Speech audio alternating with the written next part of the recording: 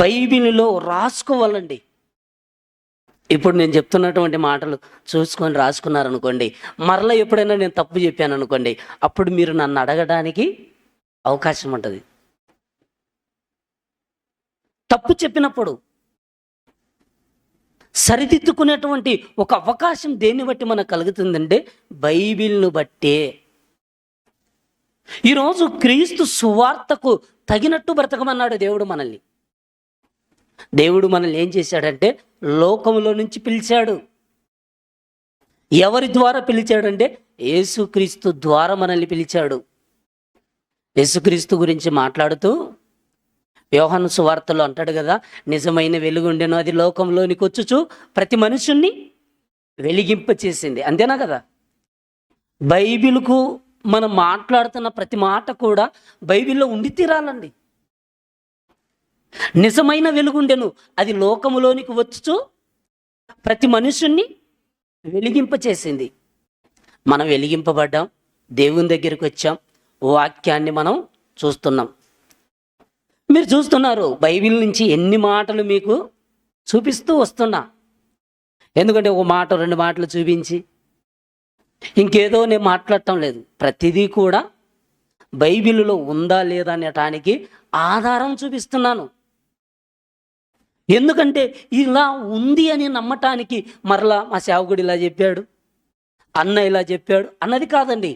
బైబిలులో రాయబడిన మాటలన్నిటినీ కూడా మరలా మీరు ఆలోచించి ఇది నిజమా కాదా అని నిర్ణయం మీరు తీసుకోవాలి. బైబిల్లో ఉంటే ఇది సత్యం, బైబిల్లో లేకపోతే అసత్యం. ఏది నిజం అంటే బైబిలులో రాయబడినదే నిజం. బైబిల్లో ఏం రాయించాడు? భిన్నమైనటువంటి సువార్త తట్టు తిరగకూడదు, ఒకటి. సత్యమునకు భిన్నమైన బోధ చెయ్యకూడదు, రెండు. ఇంకా మూడోది మనం చూడగలిగితే ఫిలిప్పీలకు రాసిన పత్రిక మొదటి అధ్యాయం, ఫిలిప్పీలకు రాసిన మొదటి పత్రిక, ఫిలిప్పీలకు రాసిన పత్రిక మొదటి అధ్యాయం 27వ వచనాన్ని ఒకసారి చూడండి.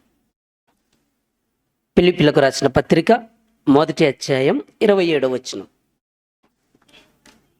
నేను వచ్చి మిమ్మును చూచినను రాకపోయినను మీరు ఏ విషయములోనూ ఎదిరించు వారికి బెదరక అందరును ఒక భావముతో సువార్త విశ్వాస పక్షమున పోరాడుచు ఈ ఏక మనస్సు గలవారై నిలిచి ఉన్నారని నేను మిమ్మును గూర్చి వినులాగున మీరు క్రీస్తు సువార్తకు తగినట్టుగా ప్రవర్తించమన్నాడండి.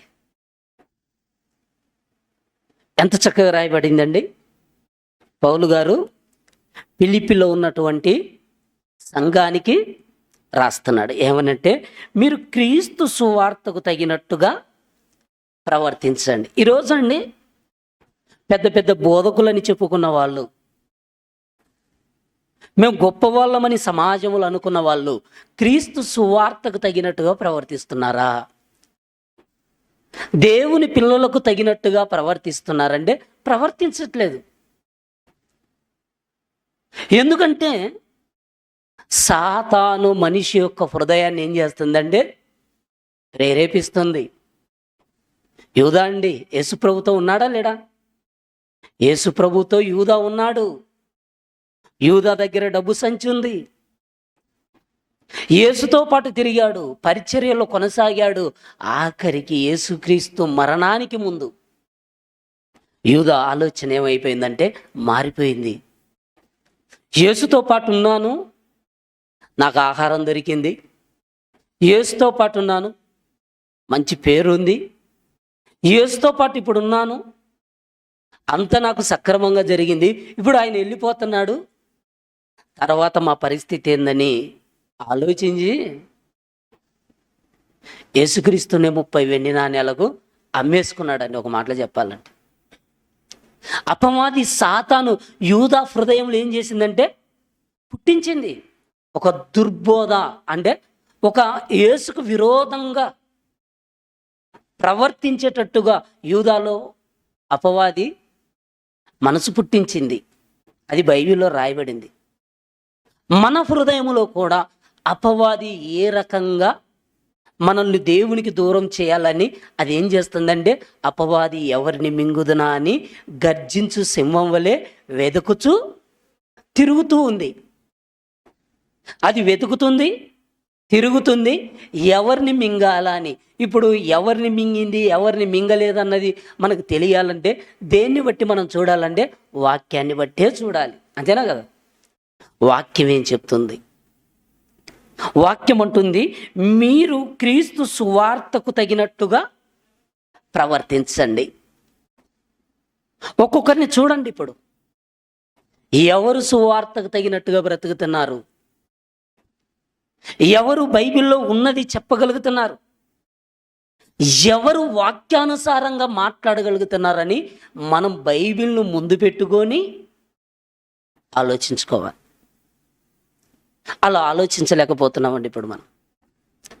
ఎందుకంటే బైబిల్ను చదివేంత ఓపిక మనకు లేదండి. మనం పైకి అంటాము, నేను ఎంతో ప్రార్థన పరులండి అనుకుంటామండి. మనం నిజంగా మన జీవితంలో మన శరీరానికి మనకి ఇచ్చుకునేంత సమయం ఎంతంటే చాలా ఎక్కువ అండి. మనం ఎంతో సమయాన్ని మనకు మనముగానే గడుపుకుంటాం, కానీ దేవునికి ఇవ్వమండి. కానీ ప్రార్థన దగ్గర మనం ఎంత సమయాన్ని గడపగలమంటే చాలా తక్కువ అండి. బైబిల్ దగ్గర, ప్రార్థన దగ్గర మన సమయాన్ని ఎంత అంటే చాలా తక్కువ.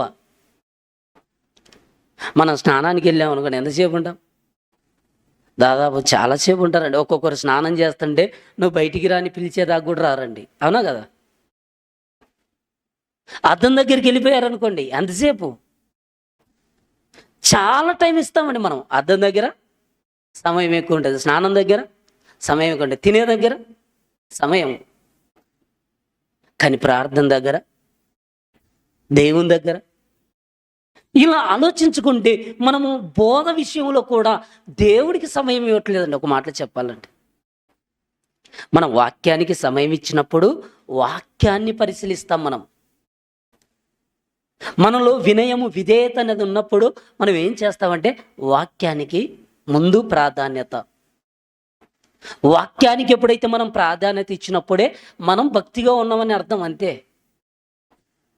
మనం వాక్యానికి విలువ ఇవ్వకుండా వాక్యాన్ని తోసి ఉచ్చేసి ఎవరో పెట్టింది మేము వింటామంటే అది వారి ఇష్టం.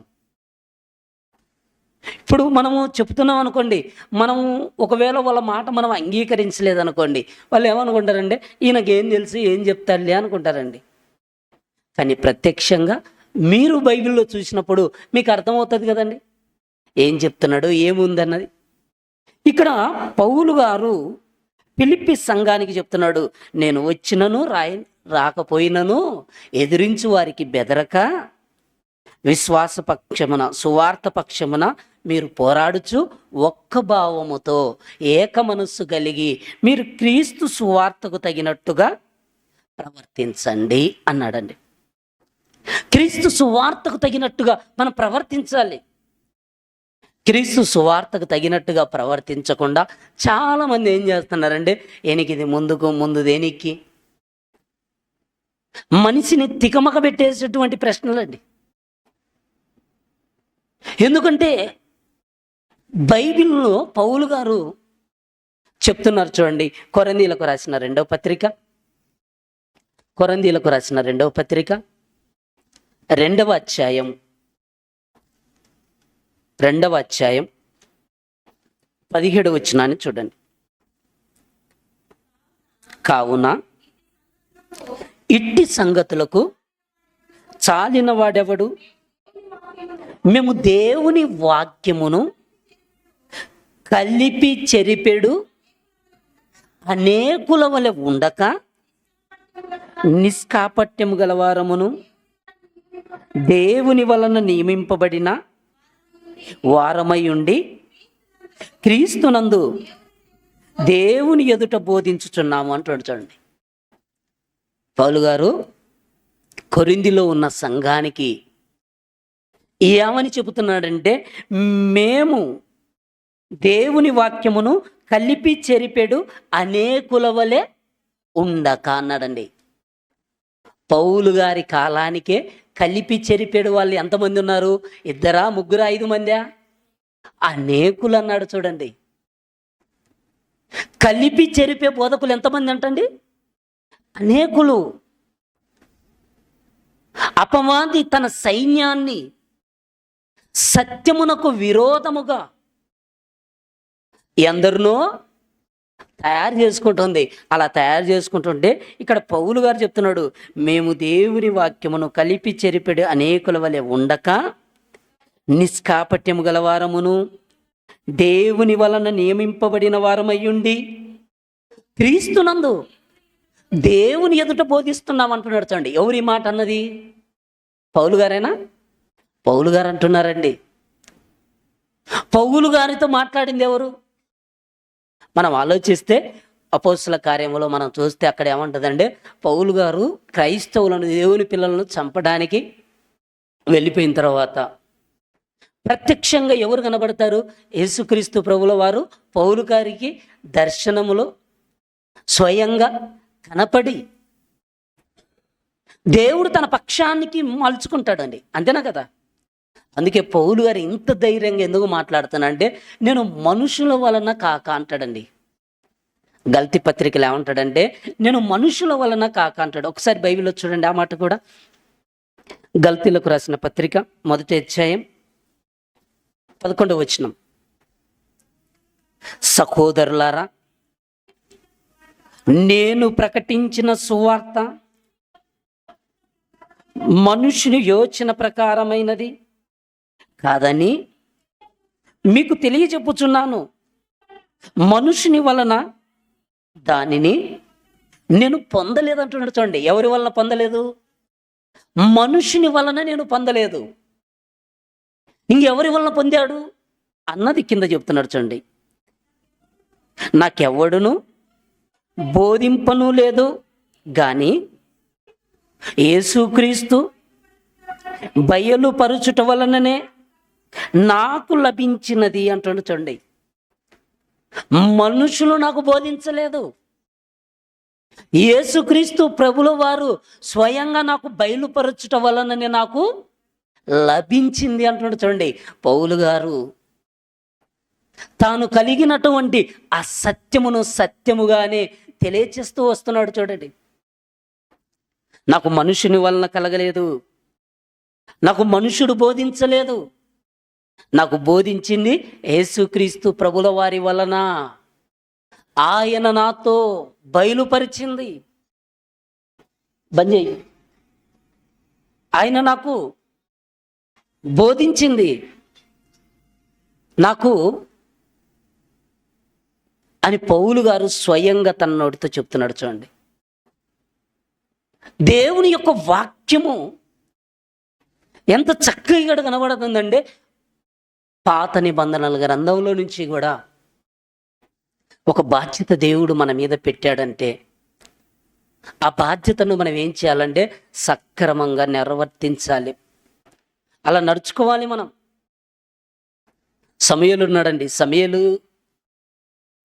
ఎంత వయసులో దేవుడి అన్న తన కుమారుణ్ణి ఏలి దగ్గర విడిచిపెట్టిందంటే పాలు మానిపించి, అంతేనా? పాలు మానిపించి విడిచిపెట్టింది. సమూయేలు ఏం చేస్తూ వచ్చాడు? చిన్ననాటి గురించి కూడా దేవుని మందిరములో పరిచర్య చేస్తూ వచ్చాడు, అంతేనా కదా? పరిచర్య చేస్తూ దేవుని ఎదుట, మనుషుల ఎదుట ఎలా ఉన్నాడంటే వర్ధిల్లాడండి. సమూయేలు ఎలా వర్ధిల్లాడంటే మనుషుల యందు, దేవుని యందు. ఒకసారి అక్కడికి వెళ్దామండి. సమూయేలు మొదటి గ్రంథం 2వ అధ్యాయం. సమూయేలు మొదటి గ్రంథం 2వ అధ్యాయం 18వ వచనం 26వ వచనాన్ని కూడా చూద్దామండి. బాలుడైన సమూయేలు నారతో వేయబడిన నేయబడిన ఎపోదు ధరించుకొని యెహోవాకు పరిచర్య చేస్తున్నాడంట. చూడండి, బాలుడైనటువంటి సమూయేలు అంటండి దేవుని మందిరములో పరిచర్య చేయుచున్నాడు. ఇంకా 26వ వచనం, బాలుడగు సమూయేలు ఇంకను ఎదుగుచు యెహోవా దయందును మనుషుల దయందును వర్తిల్లుతున్నాడంట. చూడండి, సమూయేలు బాలుడుగా ఉన్నప్పటి నుంచి చూడండి, మన పిల్లలు దేవుని సన్నిధిలో పరిచర్య చేయాలి. మనం కూడా దేవుని సన్నిధిలో పరిచర్య చేయాలి. సమూయేలును ఇక్కడ మనం చూస్తుంటే తల్లి దేవుని సన్నిధిలో మొరపెట్టింది, దేవా నాకు గర్భఫలం లేదు, నువ్వు గర్భఫలాన్ని ఇస్తే ఆ గర్భఫలాన్ని నీ కోసం నేను పెంచుతాను, నీకే ఇస్తాను అనేటువంటి ఒక ఒప్పందం, ఒక మొక్కుబడి అన్న చేసుకున్న ప్రకారం అన్న ఏం చేసిందంటే దేవుని సన్నిధిలో విడిచిపెట్టింది. అయితే ఇక్కడ సమూయేలు ఏం చేస్తున్నాడు? బాలుడుగా ఉండి దేవుని మందిరంలో పరిచర్య చేస్తున్నాడు. అలా పరిచర్య చేస్తున్నటువంటి సమూయేలు మనుషుల దయలో దేవుని దయలో వర్ధిల్లుతున్నాడండి. అలా వర్ధిల్లుతూ పెద్దవాడయ్యాడండి సమూయేలు. దాను మొదలుకుంటే బేర్షెబా వరకు ఏమైపోయాడంటే ఒక ప్రవక్తగా, న్యాయాధిపతిగా, గొప్పవాడుగా ఎదిగాడండి. గొప్పవాడుగా ఎదిగిన తర్వాత ఇశ్రాయేలు ప్రజలు, ఇదిగో మాకు దేవుడు కాదు, మాకు ఒక మనిషి రాజుగా ఉండాలి అని అడుగుతాడండి. అలా అడిగినప్పుడు బాధపడిపోతాడు. అప్పుడు దేవుడు సమూయేలుతో మాట్లాడుతూ, ఇదిగో వారు నిన్ను కాదు నన్ను విసర్జించారు కనుక నువ్వు బాధపడాల్సినటువంటి అవసరత లేదు అని సమూయేలుతో దేవుడు తెలియపరిచినట్టు లేఖనం మనకు కనబడుతుంది. అలా తెలియపరిచినటువంటి ఆ మాటకు విధేయత చూపించినటువంటి సమూయేలు ఇశ్రాయేలుల మీద ప్రవక్తగా, న్యాయాధిపతిగా ముందుకు సాగుతున్నప్పుడు ఇశ్రాయేల్ ప్రజలకు ఏం బోధించాలంటే, ఇదిగో నా మాట ఉంటే ఇలా, నా మాట లేకుంటే అలా అనకుండా, ఎలా అంటే ఇదిగో మీరు దేవునికి ఇష్టలుగా ఉండాలి, మీరు దేవునికి పరిశుద్ధంగా ఉండాలి, పవిత్రంగా ఉండాలి. అలా పవిత్రంగా ఉండాలంటే మీకు నేను ఎలా బోధించాలంటే, మీ నిమిత్తం నేను ప్రార్థన చేయాలి, మీకు నేను చక్కటి మార్గాన్ని బోధించాలని ఎలా చెప్తున్నాడు? ఒకసారి సమూయేలు మొదటి గ్రంథం 12వ అధ్యాయం 23వ వచనాన్ని చూడండి. నా మట్టుకు నేను మీ నిమిత్తము ప్రార్థన చేయుట మానుట వలన యెహోవాకు విరోధముగా పాపము చేసిన వాడనగుదును, అది నాకు దూరమగునుగాక, కానీ శ్రేష్టమైన చక్కని మార్గమును మీకు బోధింతును అంటున్నాడు. చూడండి, ఎవరు? సమూయేలు ప్రవక్త చెప్తున్నాడు. చూడండి, ఇశ్రాయేలుల సర్వ సమాజానికి, ఇశ్రాయేలుల జనాంగానికి, దేవుని పిల్లలకు ఏం బోధిస్తానంటున్నాడంటే, శ్రేష్టమైన చక్కని మార్గమును మీకు బోధింతును అంటున్నాడు. చూడండి, శ్రేష్టమైనటువంటి చక్కటి మార్గమును బోధిస్తానంటున్నాడండి. ఈరోజు శ్రేష్టమైనటువంటి చక్కటి మార్గాన్ని బోధించే వాళ్ళు ఎవరున్నారండి? చాలా తక్కువ అండి, లేరు. యేసుక్రీస్తు ప్రభుల వారి లోకానికి వచ్చాడండి. మనకేం బోధించాడు? ఒకసారి ఎబ్రీలకు రాసిన పత్రిక, ఎబ్రీలకు రాసిన పత్రిక, ఎబ్రీలకు రాసిన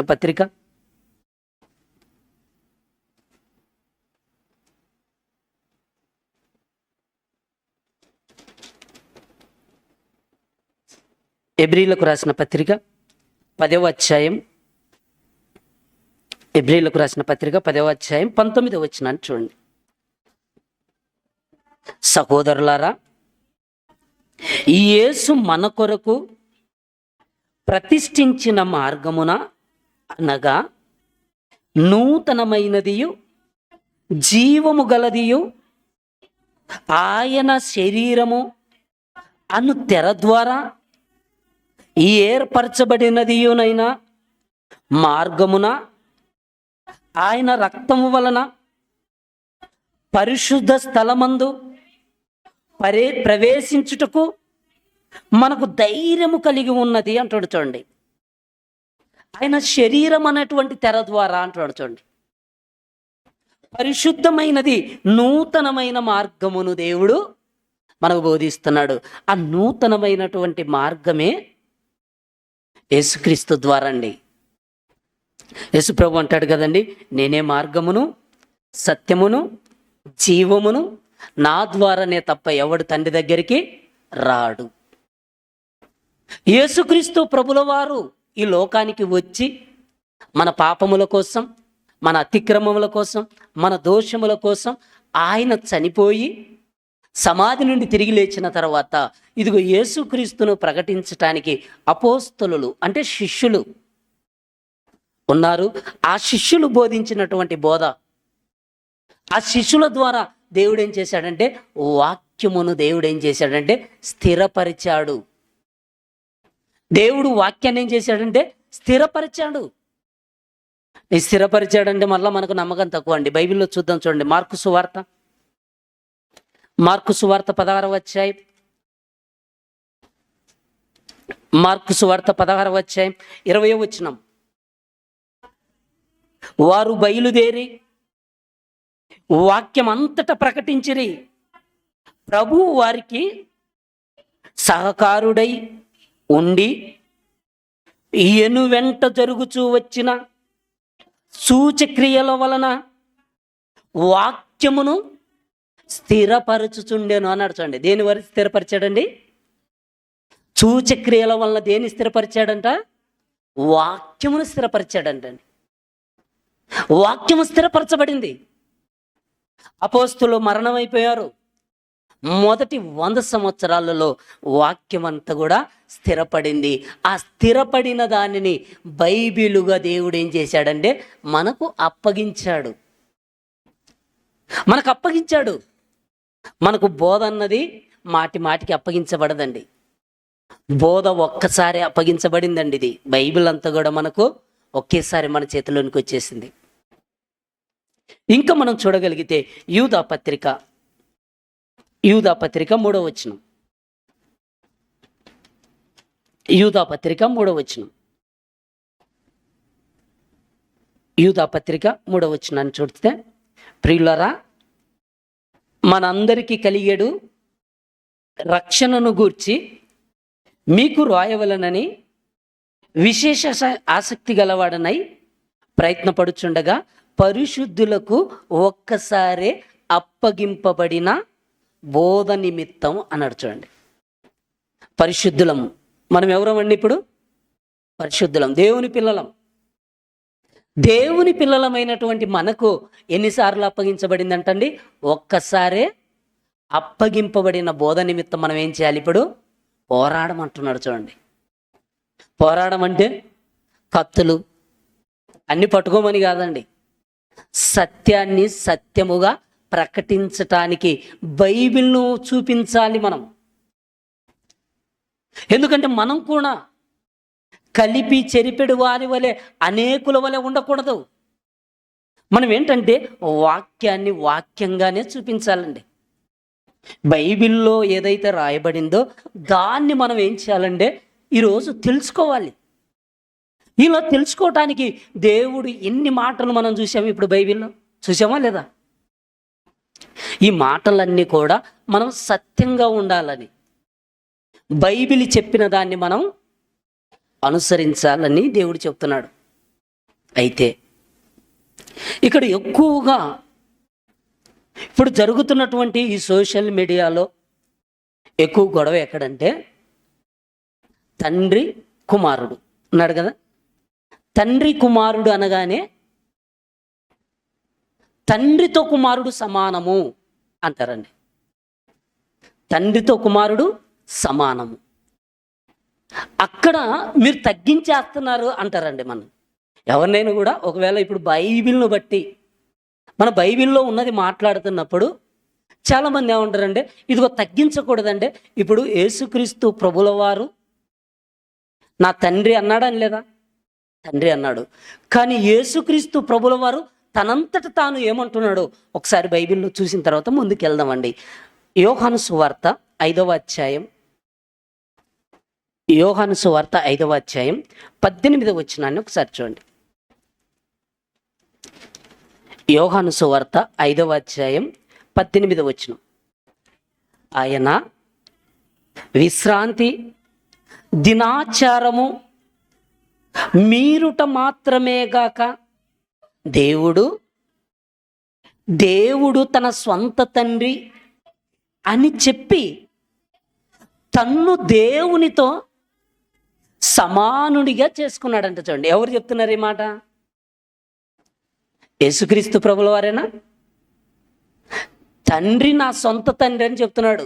దేవుడు నా సొంత తండ్రి అని చెప్పి తన్ను దేవునితో సమానుడిగా చేసుకున్నాడంటండి. ఇప్పుడు ఎవరు చెప్తున్నారు ఈ మాట? స్వయంగా యేసు ప్రభువే చెప్తున్నాడు, నేను దేవునితో సమానుణ్ణి. ఇప్పుడు నేనున్నాను అనుకోండి, మీకు అర్థం కావడానికి చెప్తున్నాను అనుకోండి. ఈ ఒక మందిరం ఉందండి, ఇండ్లు ఉందండి. నా తర్వాత ఎవరికి వెళ్తుంది అది? నా కుమారులక కదా. నా ఆస్తి అనేది ఉందంటే నా తర్వాత ఎవరు దానికి? ఇప్పుడు నా కుమారుడుగా వచ్చి ఈ ఎంత మా నాన్న ఆస్తి కాబట్టి ఇది నాకు సమానము అంటాడు. నాకు దాంట్లో హక్కు ఉంది అంటాడండి. అందులో మనం తప్పు పట్టాల్సిన అవసరం లేదండి. యేసుక్రీస్తు ప్రభుల వారు దేవునితో సమానుడిగా తన్ను తాను చేసుకున్నాడండి. నేను దేవునితో సమానం, నా తండ్రితో సమానం అని కుమారుడు తండ్రితో చేసుకుంటున్నాడు. ఇంకా మనం ఆలోచిస్తే ఫిలిప్పీలకు రాసిన పత్రిక 2వ అధ్యాయంలో ఎంత క్లియర్గా ఉందో ఒకసారి చూడండి. ఫిలిప్పీలకు రాసిన పత్రిక 2వ అధ్యాయం 8వ వచనాన్ని చూడండి. మరియు ఆయన ఆకారమందు మనుషుడిగా కనబడి మరణము పొందునంతగా, అనగా శిలువ మరణము పొందునంతగా విధేయత చూపిన వాడై తన్ను తాను తగ్గించుకున్నాడంట. చూడండి, ఎవరు తగ్గించారండి? ఇప్పుడు మనం ఏమైనా తగ్గిస్తున్నామా?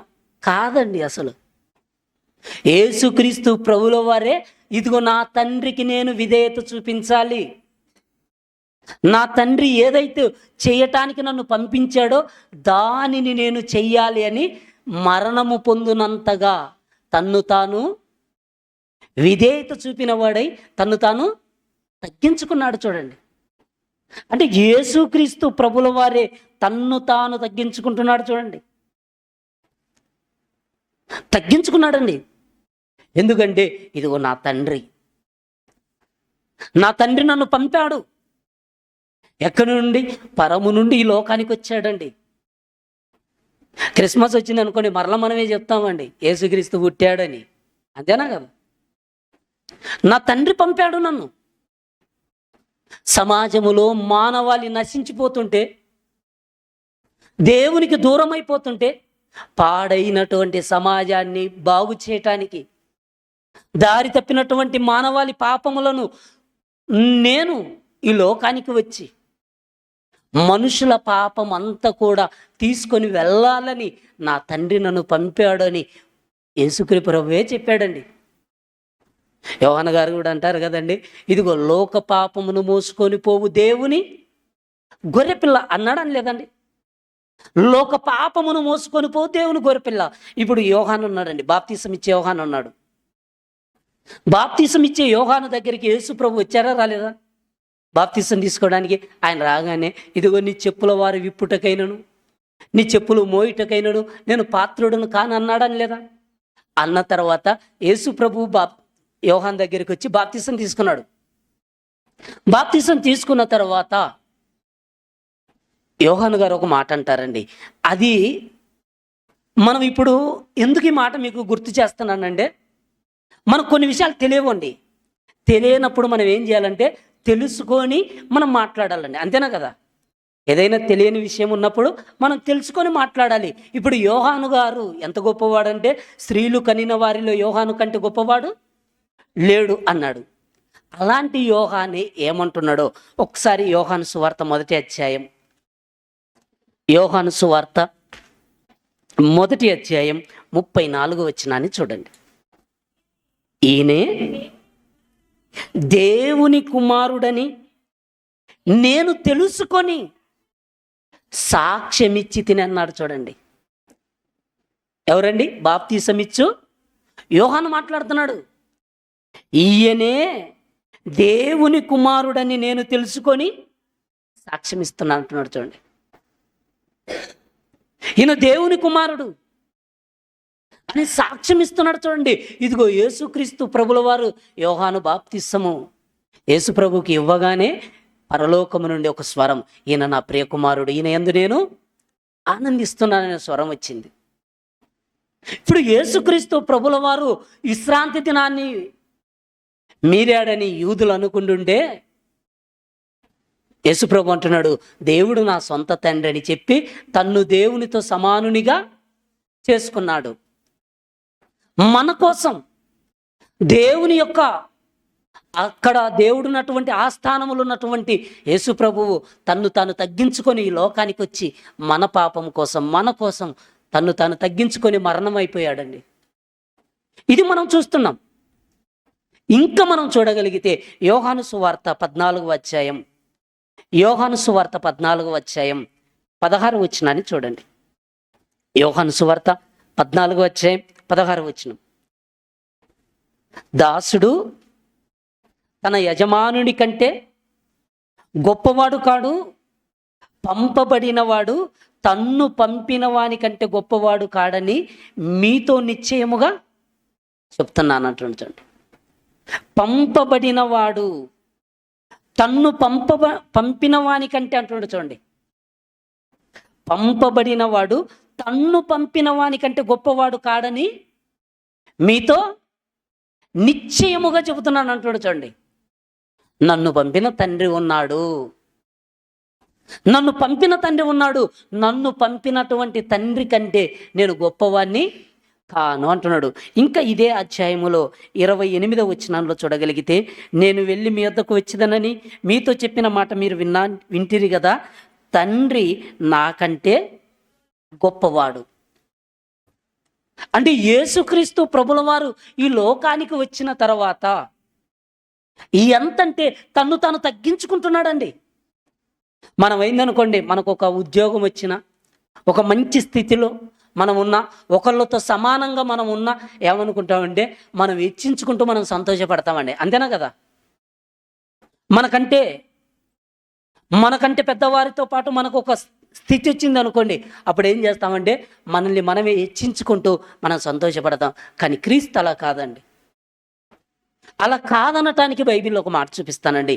రోమీలకు రాసిన పత్రిక 15వ అధ్యాయం, రోమీలకు రాసిన పత్రిక 15వ అధ్యాయం 3వ వచనాన్ని చూడండి. రోమీలకు రాసిన పత్రిక 15వ అధ్యాయం 3వ వచనం. క్రీస్తు కూడా తన్ను తాను సంతోషపరుచుకొనలేదు అంటున్నాడు. చూడండి, ఏమండి, మనమైతే మాత్రం ఒక మంచి స్థితి వచ్చింది అనుకోండి, మనం ఏం చేస్తామంటే వెంటనే అయిపోతామండి. లోకములో కూడా యజమానుని దాసుడు గణపరుస్తాడా? గణపరచడండి. తండ్రి తన కుమారుని ఎలా గణపరుస్తున్నాడు, మీరు యాజకులైతే నాకు రావాల్సిన ఘనత ఏదని దేవుడు అడుగుతున్నాడు. ఒకసారి చూడండి, మలాకీ గ్రంథం మొదటి అధ్యాయం, మలాకీ గ్రంథం మొదటి అధ్యాయం 6వ వచనాన్ని ఒకసారి చూడండి. మలాకీ గ్రంథం. కుమారుడు తన తండ్రిని గణపరచును కదా, దాసుడు తన యజమానుని గణపరచును కదా. నా నామము నిర్లక్ష్య పెట్టు యాజకులారా, నేను తండ్రినైతే నాకు రావాల్సిన ఘనత ఏమయ్యాను అంటున్నాడు. చూడండి, కుమారుడు తండ్రిని గణపరచును కదా అంటున్నాడు. చూడండి, కుమారుడు ఎవరిని గణపరుస్తాడంటండి? తండ్రిని. ఒక మాటలో మనం చూడగలిగితే తండ్రి కుమారుణ్ణి కనగలడు, కానీ కుమారుడు తండ్రిని కనలేడు. తండ్రి కుమారుణ్ణి కన్నాడు. ఏమండి, కనలేదండి అంటే తండ్రి కుమారుల యొక్క బంధం అనగానే ఎలా ఉండదంటే జన్మనివ్వటం, అంతే కదండి. ఈరోజు చాలామంది ఏమంటారంటే పుట్టించలేదండి, సృష్టించాడండి. సృష్టికి పుట్టుకోకు ఈరోజు చాలా వరకు కూడా తేడా చాలామందికి, పెద్ద పెద్ద వాళ్ళు అనుకున్న వాళ్ళకు కూడా తెలియటం లేదండి. సృష్టించను, గర్భములో నిర్మించను, తనలోని భాగాన్ని ఇచ్చినప్పుడు నేను తండ్రిని అంటున్నాడు. చూడండి, కంటే తండ్రి అండి, తండ్రి తండ్రి అవుతాడు. నేను తండ్రిని కదా, నిన్ను సృష్టించినటువంటి తండ్రిని కదా అని దేవుడు అడుగుతున్నాడండి. నేను మిమ్మల్ని పుట్టించాను, మిమ్మల్ని గొప్ప వాళ్ళని చేశాను, కానీ నాకు రావాల్సిన ఘనత ఏదని ఒక తండ్రి కుమారుణ్ణి అడిగినట్టుగా ఈరోజు మనల్ని అడుగుతున్నాడండి దేవుడు. కానీ తెలుసుకోలేకపోతున్నామండి. చూడండి, ద్వితీయోపదేశకాండం 32వ అధ్యాయం 6వ వచనాన్ని చూడండి. ద్వితీయోపదేశకాండం 32వ అధ్యాయం 6వ వచనం. బుద్ధి లేని అవివేక జనమా, ఇట్లు యెహోవాకు ప్రతీకారము చేయుదురా. ఆయన నిన్ను సృష్టించిన తండ్రి కాడా, ఆయనే నిన్ను పుట్టించి స్థాపించినట్టు. చూడండి, ఆయన నిన్ను సృష్టించిన తండ్రి కాడా అంటున్నాడు. చూడండి, ఎవరు అన్ని మనల్ని సృష్టించింది? దేవుడు. ఇక్కడ అడుగుతున్నాడు, ఆయన నిన్ను సృష్టించిన తండ్రి కాడా, ఆయనే నిన్ను పుట్టించి స్థాపించాడంట. చూడండి, కానీ స్థాపించినా పుట్టించినా ఈ లోకానికి రప్పించినా మనం ఏం చేస్తున్నామండి? ఆయన్ను మర్చిపోయి బ్రతుకుతున్న వాళ్ళు ఎంతోమంది అండి. ఈరోజు దేవుడు పరిశుద్ధుడు గనక పరిశుద్ధంగా జీవించమంటే, పరిశుద్ధంగా నేను జీవించలేను, నేను లోకంలో కలిసిపోతాను, నేను తాగుతూ ఉంటాను, తిరుగుతుంటాను, నాకు ఇష్టం వచ్చినట్టు బ్రతుకుతానని దేవుని దగ్గరికి రానటువంటి వారు ఎందరో ఉన్నారండి. లేరంటారా? ఉన్నారు. కానీ ఇంకా ఆయన అంటాడు, 18వ వచనం కూడా చూడండి. 18వ వచనం. నిన్ను పుష్టించిన ఆశ్రయ దుర్గమును విసర్జించితివి, నిన్ను కనిన దేవుణ్ణి మర్చితివి అంటాడు. చూడండి, ఎవరిని మర్చారంటండి? దేవుడు కన్నాడా, కనలేదా? ఇప్పుడు మనం చూసుకుంటే ఇంకా చాలా వరకు మనం మాట్లాడుకుంటే ఎన్నో ఉన్నాయండి బైబిల్లో. అబ్రహాము ఇస్సాకును కన్యను, ఇస్సాకు యాకోబును కన్యను, ఇలా మనం చూసుకుంటుంటాం. లూకా సువార్త 3వ అధ్యాయంలోని చివరిలోనికి వచ్చాక ఆదాము దేవునికి కుమారుడు అనుకుంటామని మనం. అంటే దేవుడు మనల్ని ఏం చేస్తున్నాడంటే ఈ లోకంలోనికి రప్పించాడు, మనల్ని అందరినీ పుట్టించాడు. మరి పుట్టించినటువంటి దేవుణ్ణి ఏం చేస్తున్నామంటే ఈరోజు పట్టించుకునేటువంటి వారు లేరండి. ఈరోజు నేనే అనుకునేటువంటి విధిలోనికి వెళ్ళిపోయి ఆ దేవుని ఎదుట మనం ఎలా ఉండాలంటే వినయం కలిగి ఉండాలి. విధేయతగా మనం ఉంటే దేవుడు మనతో కూడా ఉంటాడు, మనతో నివాసం చేస్తాడండి. ఈరోజు దేవుడికి సమయం ఇవ్వట్లేదండి. దేవుని యొక్క మాటకు విలువ ఇవ్వనప్పుడు దేవుడు మన దగ్గర ఎలా ఉంటాడు చెప్పండి? దేవుడు మన దగ్గర ఉండడండి. మనల్ని బట్టి దేవుడు ఏం చేస్తాడంటే అసహించుకుంటాడండి. అంతేనా కదా? పిల్లవాడండి శుభ్రంగా ఉన్నాడు అనుకోండి, చాలా అందంగా బాగున్నాడు అనుకోండి, మీరు ఏం చేస్తారు? చిన్నపిల్లవాడిని వెంటనే తీసుకొని, ఎవరి పిల్లోడైనా కూడా అందంగా ఉంటే మీరు ఏం చేస్తారు? ముద్దుకోవడానికి, ఆడుకోవడానికి ఇష్టపడతారా? ఇష్టపడరా? ఖచ్చితంగా ఇష్టపడతారండి. కానీ మనము పిల్లవాడు బురదలోనో దేంట్లోనో పడిన తర్వాత మన దగ్గరికి వస్తే మనం ఏం చేస్తామంటే అసహించుకుంటుంటామండి. అంటే అందంగా ఉన్న పిల్లవాడిని దగ్గరికి తీసుకుంటున్నాం, అందంగా లేని వాడిని దూరం పెడుతున్నామండి. మనమే అంతేనా కదా? దేవుడు కూడా అంతేనండి. ఆయన దృష్టికి మనం ఎలా కనబడాలంటే ఆయన తన మనస్సులో అబ్రహాము ఇస్సాకు యాకోబుల విషయంలో ఏమన్నాడంటే, నేను అబ్రహాము దేవుడను, ఇస్సాకు దేవుడను, యాకోబు దేవుడను, నేను వారి దేవుడను అనిపించుకున్నటకు సిగ్గు పడనన్నాడు. అన్నాడా అనలేదా? ఇప్పుడు మన విషయంలో కూడా దేవుడు సిగ్గుపడకూడదండి. అలా పడకుండా ఉండటానికి మనం బ్రతకాలి. కానీ దేవుడు ఏమంటున్నాడు ఒక మాట చూస్తే, లేవియాకాండం 26వ అధ్యాయం, లేవియాకాండం 26వ అధ్యాయం, లేవియాకాండం 26వ అధ్యాయం 31వ వచనాన్ని చూడండి.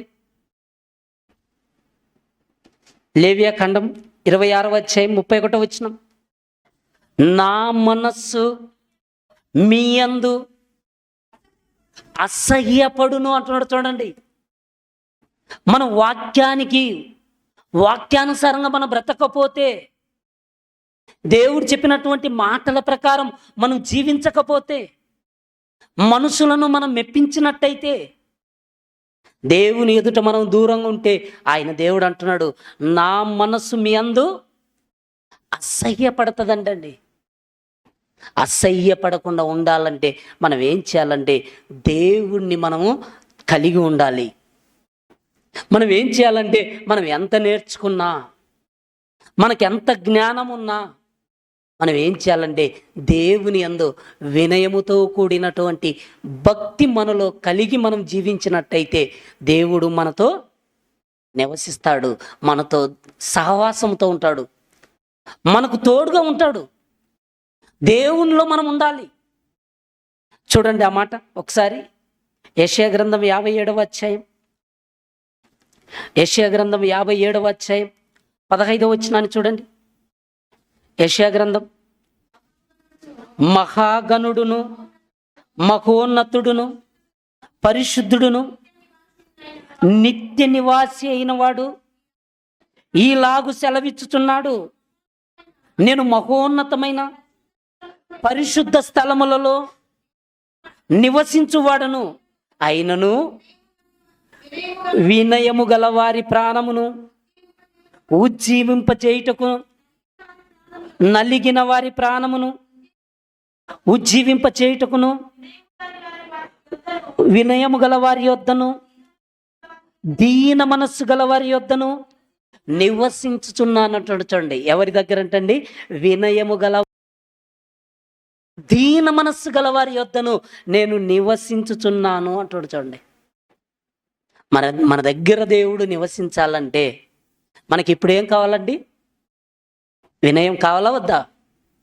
వినయం ఎప్పుడు ఉంటుందంటే, కొన్నిసార్లు అండి మనకు పేరు లేనప్పుడు, మనకి ఏది లేనప్పుడు, కొన్నిసార్లు ఎంతోమంది ఎంతో వినయం కనపరుస్తారండి. కానీ ఒకరోజు పేరు వచ్చిన తర్వాత ఏమైపోతుందంటే అహంకారం అనేది వచ్చేస్తుందంటండి. సామెతల గ్రంథం ఒక మాట చూద్దామండి. సామెతల గ్రంథం 11వ అధ్యాయం, సామెతల గ్రంథం 11వ అధ్యాయం 2వ వచనాన్ని ఒకసారి చూడండి. అహంకారము వెంబడి అవమానము వచ్చును, వినయము గలవారి యొద్ద జ్ఞానం ఉన్నది అంటాడు. చూడండి, అహంకారం వెంబడి అవమానం వచ్చును, వినయము గలవారి యొద్ద ఏముంది? జ్ఞానం ఉందంటండి. జ్ఞానం ఎవరు ఇప్పుడు చెప్పండి? దేవుడా కాదా? యేసుక్రీస్తా కాదా? కొలస్సీ పత్రికలు ఉంది కదా, బుద్ధి జ్ఞానములు సర్వ సంపదలు ఎవరి యందు ఉన్నాయి? క్రీస్తునందు. మనం వినయం కలిగి మనం ఉంటే క్రీస్తు మన దగ్గర ఉంటాడు, దేవుడు మనతో ఉంటాడు. ఒక్క మాటలో చెప్పాలంటే, వినయము గల వారి యొద్ద ఏముందంట? జ్ఞానం ఉందంటండి. ఈ జ్ఞానము రాకముందు, ఈ జ్ఞానము మనకు వచ్చిన తర్వాత మనం ఎలా ఉండాలంటే, ఇదిగో స్థిరంగా ఉండాలి. మనం సమూయేలు ఎలా అన్నాడు? శ్రేష్టమైనటువంటి చక్కటి మార్గమును నేను మీకు బోధింతునన్నాడా లేదా ఇశ్రాయేలు ప్రజలతో? ఇప్పుడు మనం కూడా దేవుడు అప్పగించినటువంటి బాధ్యత ఏంటంటే, బైబిలులో ఉన్నది ఉన్నట్టుగా ప్రకటించవలసినటువంటి బాధ్యత దేవుడు మన పైన పెట్టాడు. ఇంకా మనం చూడగలిగితే ఇదే సామెతల గ్రంథం 15వ అధ్యాయం 33వ వచనాన్ని చూడండి. సామెతల గ్రంథం 15వ అధ్యాయం 33వ వచనం అమ్మా, 15వ అధ్యాయం 33వ వచనం అమ్మా. సామెతల గ్రంథం 15వ అధ్యాయం 33వ వచనం. యెహోవా యందు భయభక్తులు కలిగి ఉండుట జ్ఞానాభ్యాసమునకు సాధనము, ఘనతకు ముందు వినయం ఉంటుందంట. చూడండి, దేనికి ఉంటుందంటండి? ముందు ఘనతకు ముందు ఉంటుందంటండి. మనకు ఘనత రాకముందు మనం ఏం చేస్తామంటే పెద్దవారికి లోబడతాం. మనకు ఘనత రాకమునుపు అన్నిటకు తలదించుకుంటాం. కానీ ఎప్పుడైతే మనకు ఘనత వస్తే ఆ తర్వాత ఏం చేస్తామంటండి? మనం వినయాన్ని విడిచిపెట్టేసుకుంటామంటండి. కానీ అలా మనం విడిచిపెట్టుకుంటే దేవుడు మన దగ్గర ఉండడు. అందుకే వినయము గల వారి యొద్ద దేవుడు నివసిస్తాడంటే నివసిస్తాడు. మనం దేవునికి విధేయత చూపించాలండి. ఇదిగో మనుషులు మనల్ని ఈరోజు మెచ్చుకోవచ్చండి, రేపు మనల్ని పక్కన పెట్టచ్చు. మనుషుల మెప్పు కోసం మనం ఉండకూడదండి.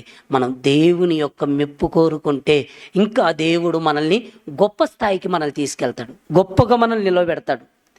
ఎంత గొప్పగా నిలబెడతాడో ఒకసారి మనం చూడగలిగితే కొలస్సీలకు రాసిన పత్రిక 3వ అధ్యాయం, కొలస్సీలకు రాసిన పత్రిక 3వ అధ్యాయం 12వ వచనాన్ని చూడండి. కొలస్సీలకు రాసిన పత్రిక 3వ అధ్యాయం 12వ వచనం. కాగా దేవుని చేత ఏర్పరచబడిన వారును పరిశుద్ధులను ప్రియులైన వారికి తగినట్లు మీరు జాలిగల మనస్సును, దయాలత్వమును, వినయమును, సాత్వికమును, దీర్ఘశాంతమును ధరించుకోండి అంటున్నాడు. చూడండి, మనం ఏం చేయాలంటండి? ప్రియులైనట్లు, పరిశుద్ధులకు తగినట్లు, పరిశుద్ధులను ప్రియులకు తగినట్లుగా మనం జాలిగల మనస్సు అంటండి. వినయమును ధరించుకోవాలంట. చూడండి, మనం ధరించుకోకపోతే మనం దేవుని రాజ్యానికి దూరం అయిపోతామండి. దేవుడు ఎవరి దగ్గర నివసిస్తానంటుండంటే వినయము గల వారి యొద్ద నివసిస్తానంటున్నాడు. నలిగిన మనస్సు కలిగిన వారి దగ్గర నివసిస్తానంటున్నాడు. అలా ఉంటేనే మనల్ని దేవుడు తన రాజ్యములోనికి మనల్ని చేర్చుకుంటాడు. అలా ఉంటే మనల్ని దేవుడు మనల్ని రక్షించుకుంటాడు. అలా లేకపోతే మనల్ని దేవుడు పక్కన పెట్టేస్తాడు. కనుక దేవుని పిల్లలుగా మనం ఏం చేయాలంటే, ఇన్ని మాటలు బైబిల్లో చూసాం. ఈ మాటల ప్రకారం మనం ఏం చేయాలంటే అలా ఉన్నామా లేమా అన్నది మనల్ని మనమే చూసుకుంటూ మన ఘనత రావాలంటే ఓ మాట చూసుకొని ముగించేసుకుందామండి. సామెతల గ్రంథం 18వ అధ్యాయం, సామెతల గ్రంథం 18వ అధ్యాయం 12వ వచనాన్ని చూడండి. సామెతల గ్రంథం 18వ అధ్యాయం 12వ వచనం. అమ్మా, ఆపత్తు రాకమునుపు నరుని హృదయము అతిశయపడును, ఘనతకు ముందు వినయం ఉంటుందంట. చూడండి, మనకు ఆపత్కాలము రాకమునుపు నరుని హృదయం ఏమంటే అతిశయపడుతుందంట. చూడండి, మనం బాగున్నప్పుడు ఏమంటామంటే అతిశయపడతామంటండి. కానీ ఎప్పుడైతే ఆపత్కాలము, కష్టాలు మనకు వచ్చినప్పుడు మరలా మనకేమొస్తుందంటే మరలా మనం తగ్గిపోతుంటామండి. మనకు కష్టం వచ్చినా కష్టం రాకపోయినా మనం ఏ స్థితిలో ఉన్నా కూడా దేవుని పిల్లలకు తగినట్టుగా మనం జీవించాలి. అలా జీవించితే మనకు దేవుడు ఏమిస్తాడంటే ఆ రాజ్యం ఇస్తాడండి. మనం అది కోల్పోకుండా ఉండకూడదండి. ఇక్కడ మనం ఏం చేయాలంటే ప్రతిదీ కూడా బైబిల్ నుంచి ఘనతకు ముందు మనకు రావాలంటే, ఘనత రావాలంటే మనం ఎప్పుడు కూడా వినయంగా ఉండాలి. వినయంగా ఉంటే మనకు ఘనత వస్తుందండి. ఈ ఘనత ఈ భూమి మీద వరకు వద్దు, మనకు ఘనత కావాల్సింది పరలోకంలో, ఆ దేవుని దగ్గర. ఆ ఘనత మనకు రావటానికి మనం ఏం చేయాలంటే, ఇంకొక మాట తిమోతికి రాసిన పత్రికలో ఉందండి ఘనత గురించినటువంటి మాట. తిమోతికి రాసిన మొదటి పత్రిక 6వ అధ్యాయం 1వ వచనం. ఇది చూసుకొని మనం ఊహించుకుందామండి. దేవుని నామమును ఆయన బోధయు దూషింపబడకుండానట్లు దాస్యమును దాసత్వమును కాడి కింద ఉన్నవారందరూ తమ యజమానులు పూర్ణమైన ఘనతకు పాత్రులని ఎంచవలని అంటుండే. యజమానులు పూర్ణమైన ఘనతకు పాత్రులని ఎంచాలంట. చూడండి మనం ఎలా ఉన్నాం ఒకసారి ఆలోచించండి. దేవుని నామము, ఆయన బోధయు దూషింపబడకుండా మనం జాగ్రత్త చూసుకోవాలి. మనం మాట్లాడుతున్న మాట అలా ఉందా లేదా అని 1-2 సార్లు మనం ఆలోచించుకొని మాట్లాడటానికి సిద్ధపడదామండి. ఎందుకంటే జ్ఞానము లేనివాడంటండి ప్రతి మాట నమ్ముతాడు. కానీ మనము జ్ఞానం కలిగిన వారం, బైబిలులో ఎలా ఉంటే అలా మనము అనుసరించటానికి మనము దేవుని ఎదుట నిలబడాలి. అది మంచివైనా సరే చెడ్డవైనా సరే ఒకానొక దినమున క్రీస్తు న్యాయపీఠం ఎదుట మనం నిలబడాలి. అలా నిలబడినప్పుడు దేవుడికి లెక్కప్ప చెప్పాలి. అందుకే మనం భూమి మీద ఉన్నప్పుడే జాగ్రత్త కలిగి దేవుని నామానికి అవమానం రాకుండా మనం నేర్చుకున్న దాని ప్రకారం ప్రవర్తించడానికి మనం జాగ్రత్త పడదామంట. ఎందుకంటే సత్యమునకు భిన్నమైన బోధ చేయొద్దు. భిన్నమైన సువార్త తట్టు మీరింత త్వరగా తిరిగిపోవటం చూడగా నాకు ఆశ్చర్యం అవుతుంది. కలిపి చెరిపెడు వలె అనేకుల వలె మేము ఉండకుండా ఇదిగో దేవుని యొక్క వాక్యాన్ని బోధిస్తున్నాను, మీరు క్రీస్తు సువార్తకు తగినట్టుగా ప్రవర్తించండి. ఇన్ని మాటలు దేవుడు మనకు చెప్పాడు గనక ఆ మాటల ప్రకారం మనం బ్రతుకుతూ జీవించి దేవుని నామానికి ఘనత తీసుకొచ్చేటువంటి వరంగా ఉందాం. తల్లు వంచినట్టయితే ప్రార్థన చేసుకుందాం. మమ్మల్ని మిక్కిలిగా ప్రేమించిన మా కన్న తండ్రి, నీ ఘనమైన నామానికి నాయనా కృతజ్ఞతాస్తుతులు చెల్లేస్తున్నాం. దేవా, ఈ దినాన తండ్రి నీ పిల్లలమైనటువంటి మేము నాయనా వినయము గల వారి యొద్దనైనా దేవుడు నివసిస్తాడు అని మేము తెలుసుకున్నాం. దేవా, నీ వాక్యము ద్వారా తండ్రి వినయముతో నాకు కూడినటువంటి నాయన భయభక్తులు కలిగిన జీవితాన్ని మాకు దయచేయండి. దేవా, ముందున్నటువంటి జీవిత కాలమంతా తండ్రి మీరిచ్చినటువంటి జీవగ్రంథాన్ని నాయన పరిశీలించుకుంటూ పరమందున్నటువంటి నాయన నీ చెంతకు చేరేటువంటి భక్తి జీవితాన్ని మా అందరికీ ప్రసాదించుమని క్రీస్తు నామములో ప్రార్థించేటి వేడుకొనుచున్నాము తండ్రి. ఆమేన్.